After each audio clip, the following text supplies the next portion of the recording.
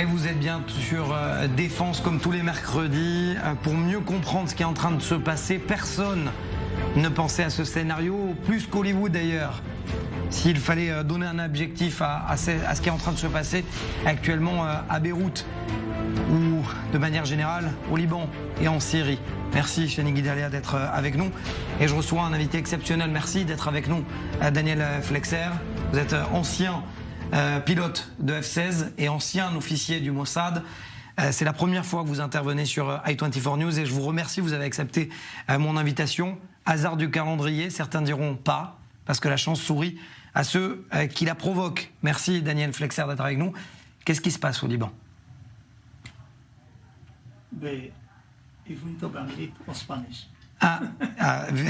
Visiblement, vous n'avez pas la traduction. Visiblement, la traduction ne fonctionne pas. Donc, on va faire un petit point avec Shani dans un instant. Et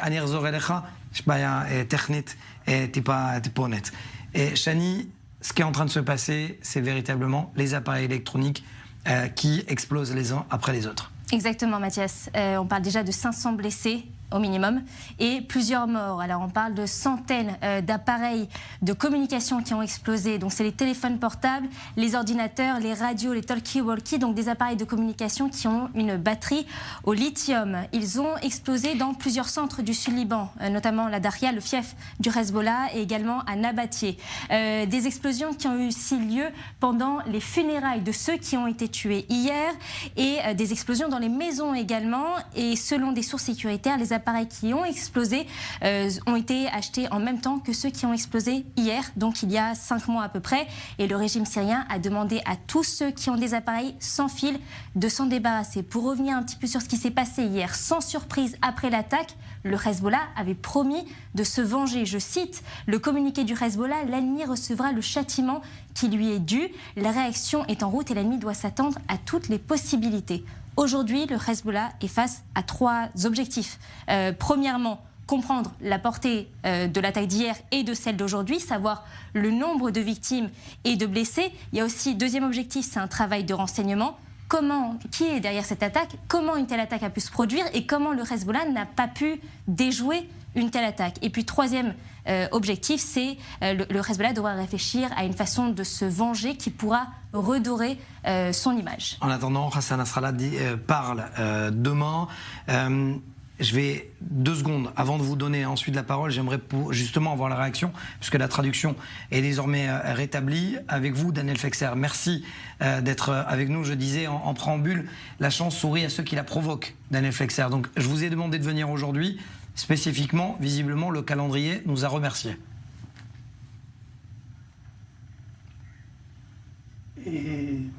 Ok.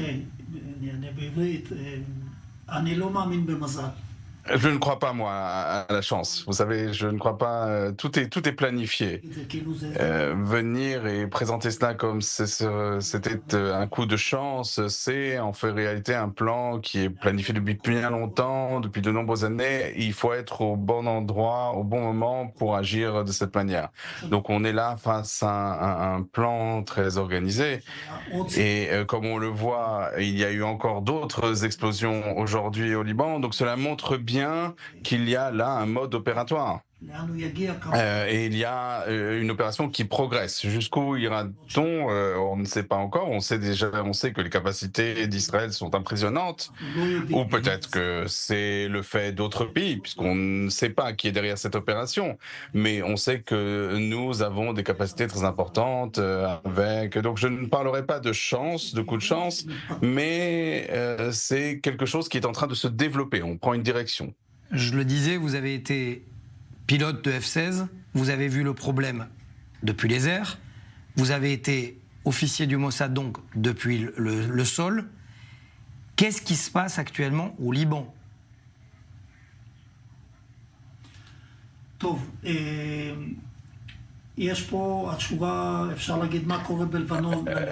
Répondre à cette question, on peut répondre, on peut dire ce qui se passe pour les Libanais, pour les chiites, pour l'État libanais, et on pourrait répondre aussi à la question en disant qu'est-ce qui se passe du point de vue d'Israël et des États-Unis au Liban. Il y a beaucoup d'embarras et beaucoup de confusion, de chaos vis-à-vis du Hezbollah. Je pense qu'ils ne réagiront pas immédiatement parce qu'ils devront se réorganiser. Cela crée une situation très problématique pour le gouvernement, alors qu'il n'y a pas vraiment de gouvernement qui fonctionne. Il n'y a pas de président. Vous savez, il y a une faillite politique. Il n'y a pas de président, il n'y a pas vraiment de parlement non plus. Donc on n'a pas de pouvoir centralisé. On a plutôt des groupes, les chrétiens, les druzes, les chiites et les sunnites. Donc cela ajoute au désordre et à l'instabilité qui règne au Liban. Tout cela touche le commandement du Hezbollah, le contrôle que peut avoir le Hezbollah, mais cela ne les empêchera pas demain, s'ils le désirent, de tirer des missiles vers Israël. Alors j'imagine que cela ne paralyse pas, en tout cas, leur capacité à lancer des missiles. Donc ils pourront ouvrir le feu demain s'ils le veulent. J'estime que s'il y a des tirs, réagira avec force. À ce stade, Israël ne peut pas utiliser toute la force dont il dispose dans le nord.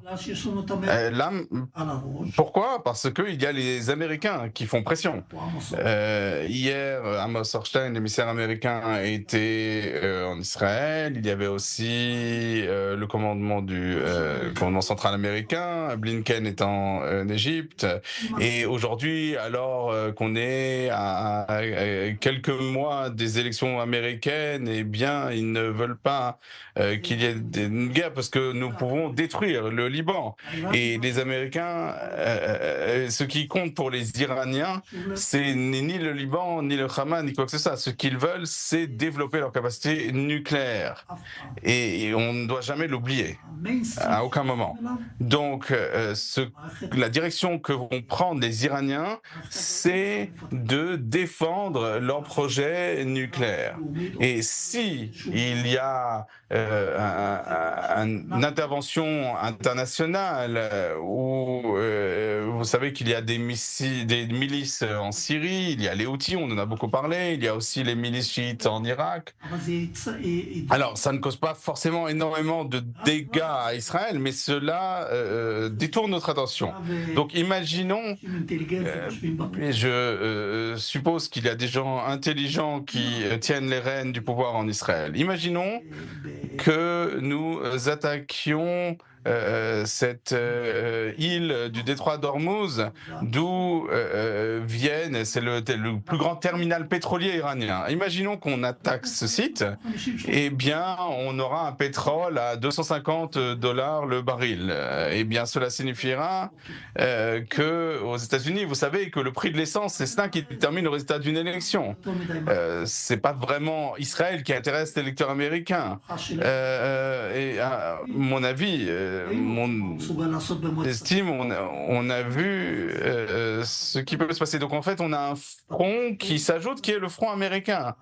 C'est-à-dire qu'à partir du moment où on n'aura plus le soutien des Américains au Conseil de sécurité, eh bien, on sera dans de gros problèmes. Moi, ce que j'aimerais, c'est surtout voir avec vous, Chani, parce que vous parlez effectivement de macro, on revient au micro. Le Hezbollah a de nouveau essayé de chercher à abattre un chef d'état-major. Oui. Et ça continue aussi. Exactement. C'est une attaque qui a été déjouée hier. Le Shabak a annoncé avoir déjoué une attaque du Hezbollah. Le but était d'assassiner un ancien haut responsable de la défense et on parle de Moshe Yaalon, donc ancien chef d'état-major et ancien ministre de la Défense. Selon le communiqué, le Shin Bet a saisi un engin explosif qui était relié à un mécanisme d'activation à distance qui devait être activé dans les prochains jours depuis le Liban, qui était relié à un téléphone portable et une caméra. Et selon le Shin Bet, la cellule qui était derrière cette tentative d'assassinat, c'est la même que celle qui a mené l'attentat raté au parc Ayarkon l'année dernière. Du coup, je vous pose la question, Daniel Flexer. Est-ce qu'il est possible que le ministre de la Défense aujourd'hui eu égard à son actualité politique, disent « je vais jusqu'au bout ».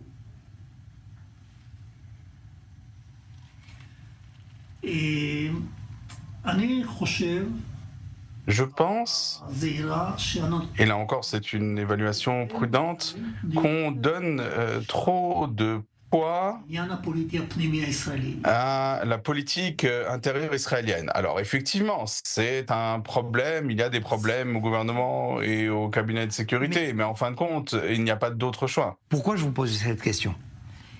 Il y a bien quelqu'un qui a décidé de dire on y va, et on va jusqu'au bout. Est-ce que vous êtes d'accord avec moi, Daniel Fekser, que ce qu'on voit aujourd'hui, l'explosion au 2e jour, après la veille des beepers, aujourd'hui, ce sont les talkie-walkies. Il y a bien quelqu'un qui dit on y va jusqu'au bout.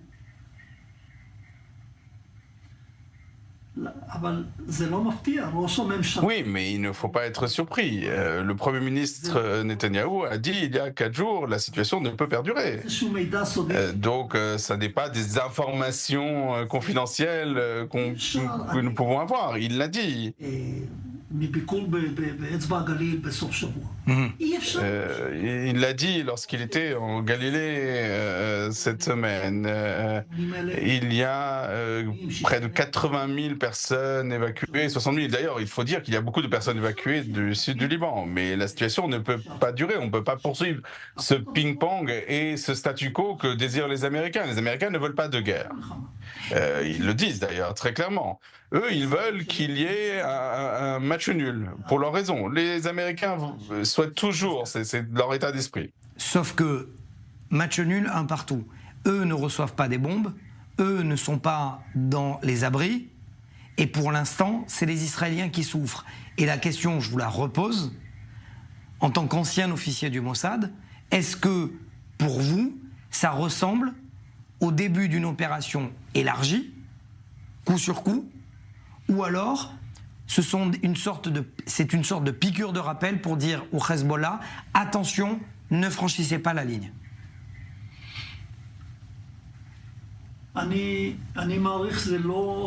J'estime que ça ne vise pas à adresser un message, ne dépassez pas la ligne rouge. Je pense que c'est plus que cela. L'État d'Israël ne peut pas continuer avec ce match nul ad vitam aeternam. Eux, ils se soucient peu de la vie, des vies humaines et de la destruction du Sud-Liban. Les chiites ont un objectif complètement différent. Ils veulent épuiser Israël. Il y a des dizaines de pays musulmans autour de nous et nous sommes le seul État juif. Donc ils vont continuer à nous harceler. Et il faut y mettre fin. La situation 1701 a échoué. On l'a vu. On a vu qu'on n'arrivait pas à avoir un dialogue politique et ils ne respecteront pas ces engagements. Et donc l'État d'Israël doit prendre la décision et se lancer. Nous voyons les étapes de ces opérations. On voit les attaques contre des arsenaux. Il y a encore beaucoup de choses à le faire. Il faut utiliser la force d'une manière intelligente. Donc, si on agit, si on fait des erreurs politiques, voilà, sur le plan de la politique internationale, le prix sera lourd pour Israël. Le problème principal, si moi j'étais à côté de M. Netanyahou, à partir du moment, il connaît bien la situation internationale, à partir du moment où nous n'aurons plus le bouclier américain au Conseil de sécurité, ce sera difficile. Mais il vient un moment où il faut dire, ça y est, on n'en peut plus, il faut changer la situation. C'est exactement ce qui est en train de se passer. Merci beaucoup, Daniel Fekser, d'avoir été avec nous. Vous reviendrez, j'espère, dans Défense, ancien pilote de F-16, ancien officier du Mossad. Vous parliez du Liban, justement. Bien à l'instant, justement, on a préparé ce sujet, et vous avez préparé ce sujet, Shani Gilad, sur la manière dont les habitants du Sud-Liban sont en train tout simplement de quitter leur zone. Regardez. Le cabinet de sécurité israélien l'a décidé. Le retour des habitants dans le nord du pays fait désormais partie des objectifs de guerre. Et la question qui se pose, quelle influence cette décision peut avoir de l'autre côté de la frontière ? Car malgré les appels répétés du chef du Hezbollah, Hassan Nasrallah, de revenir sur site, les civils libanais quittent massivement leur village et les commerces ferment. En témoignent ces multiples vidéos tournées ces derniers jours. Des scènes de chaos dans les rues libanaises. L'effet secondaire sans doute des tracts militaires de Tsahal demandant aux habitants du sud Liban de quitter leur zone. Une action qui n'avait pas reçu l'accord du commandant de la région nord, le général Ori Gordine. Accord ou pas, ce Libanais pro-Hezbollah en est persuadé, il ne faut pas évacuer. Nasrallah, nous sommes avec toi. Les gens partent du sud Liban, mais nous restons pour toi, Nasrallah. Tous ceux qui viendront nous affronter, nous serons là. Regardez ces gens-là. Revenez, revenez, il ne faut pas partir, il faut lutter pour le Saïd. Hassan Nasrallah. Le Liban a beau affirmer qu'il n'est pas intéressé à une guerre totale, Hassan Nasrallah suit les ordres du grand patron iranien et multiplie les tirs incessants et sans vente sur les réseaux. Côté israélien, on multiplie les déclarations menaçantes. D'abord Yoav Gallant, le ministre de la Défense. La possibilité d'un accord s'éloigne car le Hezbollah est toujours l'allié du Hamas et refuse de mettre fin au conflit. Par conséquent, le seul moyen de garantir le retour des habitants du nord chez eux sera une action militaire. Et puis autour de Benyamin Netanyahou, le Premier ministre. Israël apprécie et respecte le soutien des États-Unis, mais en fin de compte, il fera ce qui est nécessaire pour maintenir sa sécurité et pour permettre aux habitants du Nord de rentrer chez eux en toute sécurité. Selon plusieurs fuites, le général Michael Kurilla, le chef du commandement central américain, et son adjoint Brad Cooper, en visite récemment en Israël, seraient de plus en plus convaincus. Seule une opération élargie pourrait repousser le Hezbollah et ramener les habitants chez eux. La question est de savoir, est-ce que le renseignement militaire de Tsahal sera cette fois aussi efficace qu'il l'a été avant la frappe préventive le 25 août dernier? Eyal Pinko, vous êtes avec nous, ancien responsable des renseignements de la marine israélienne, ancien officier du Mossad. Je vais commencer par la fin. Le Hezbollah dit à l'instant, il y aura une vengeance sanglante. Vous dites quoi? C'est encore des mots?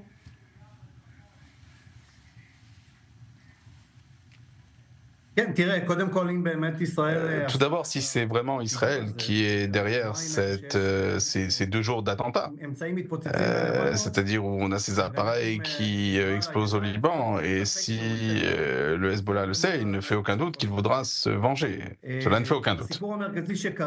Mais l'élément essentiel, c'est que tout le commandement du Hezbollah s'est effondré. Il n'y a pas vraiment de commandement qui est efficace. Il lui faudra du temps pour rétablir cette chaîne de commandement et il faudra au moins quelques jours pour se ressaisir et probablement qu'on verra après effectivement une opération de vengeance. Et Eyal Pinko, vous avez quelques mètres ou kilomètres d'expérience dans votre petite carrière, je suis cynique bien évidemment.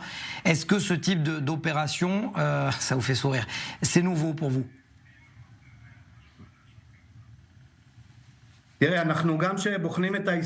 Lorsqu'on regarde l'histoire des opérations, sans parler de choses confidentielles, si on s'en tient à ce qui a été publié, on se souvient du virus Stuxnet qui s'en est pris au site nucléaire de Natanz en Iran, qui a été transporté sur du matériel acheté en Allemagne par l'Iran et qui avait des failles cybernétiques. On a vu aussi en 1996 Yahya Ayash, surnommé l'ingénieur, qui a reçu un téléphone d'un agent israélien et dont le téléphone a explosé. Donc on a vu au cours de l'histoire ce type des opérations du même type, et on voit aussi Daesh, Al-Qaïda qui utilisent des moyens semblables. Donc ce n'est pas seulement les pays occidentaux ou les armées qui utilisent ce type de moyens, mais aussi les organisations terroristes. Je suis obligé de vous la poser parce que vous faites beaucoup de conférences à l'étranger. Vraiment en 30 secondes.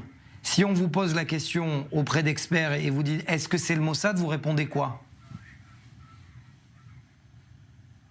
Je réponds la vérité. La vérité, c'est que je ne l'ignore.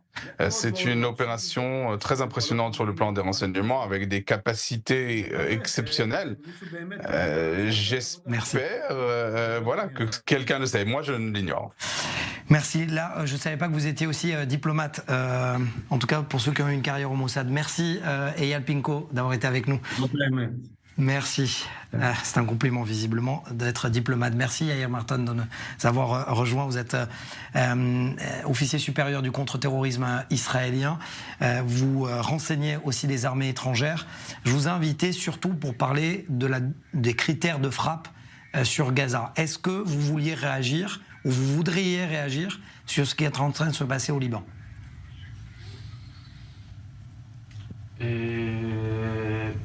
Vous préférez pas? Je peux réagir à ce qui se passe au Liban. Alors,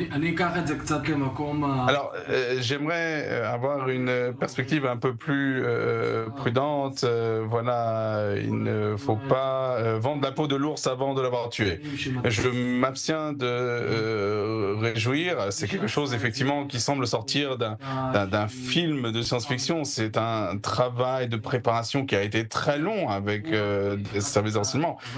Vous voyez, voilà, c'est le rêve de tout général, d'appuyer sur un bouton et voilà, et que l'armée ennemie explose. C'est quelque chose qu'on voit dans les films, mais là il y a quelque chose qui va au-delà. Je ne sais pas si les téléspectateurs le comprennent. Les ordres que reçoivent les combattants ou les terroristes du Hezbollah lorsqu'il s'agit de tirer des missiles, eh bien ils les reçoivent sur ces beepers ou par des messages sur WhatsApp ou sur Telegram.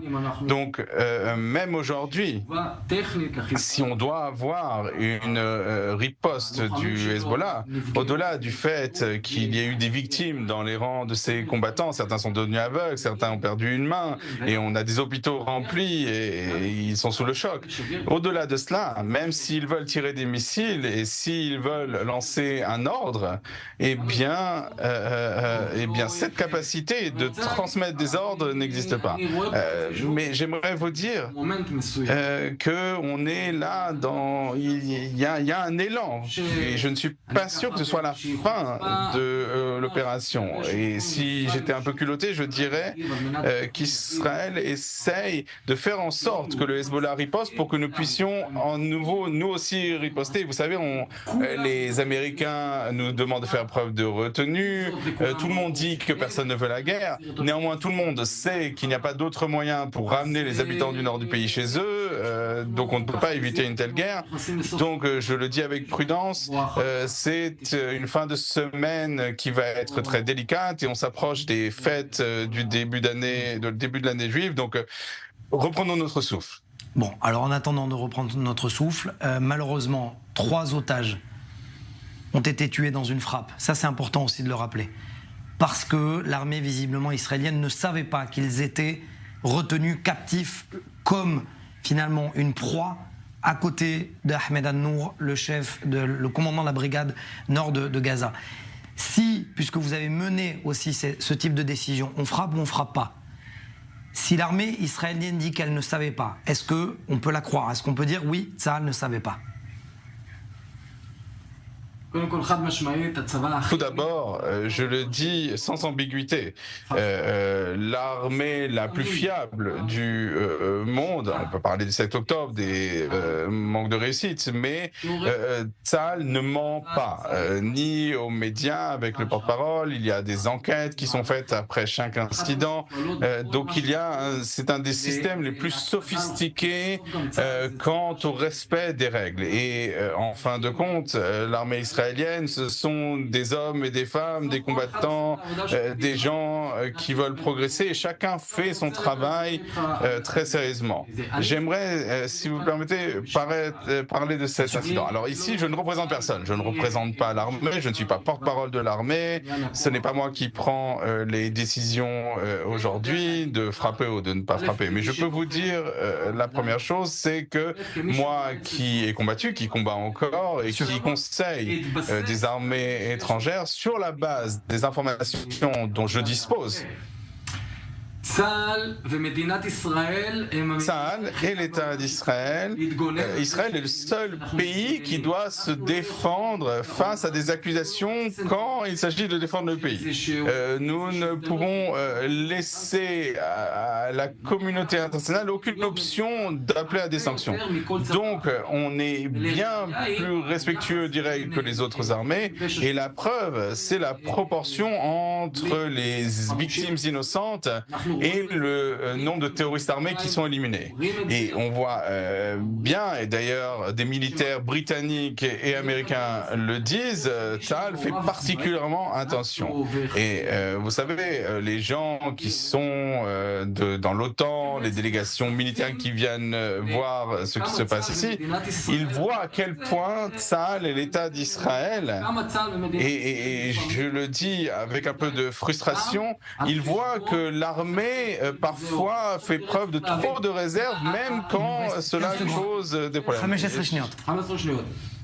En 15 secondes. Alors, Tsahal base tout sur des informations qui vont à un centre de contrôle, qu'il s'agit de décisions qui viennent du ministère des Affaires étrangères, des services de renseignement. En fin de compte, on fait une analyse pour savoir si il y a plus de bénéfices que de dégâts potentiels. Et voilà, c'est comme ça qu'on prend les décisions et c'est des choses qui s'actualisent d'heure en heure et en temps réel. C'est très compliqué et parfois il y a des incidents. D'avoir été avec nous. Merci infiniment. C'est la fin de cette édition.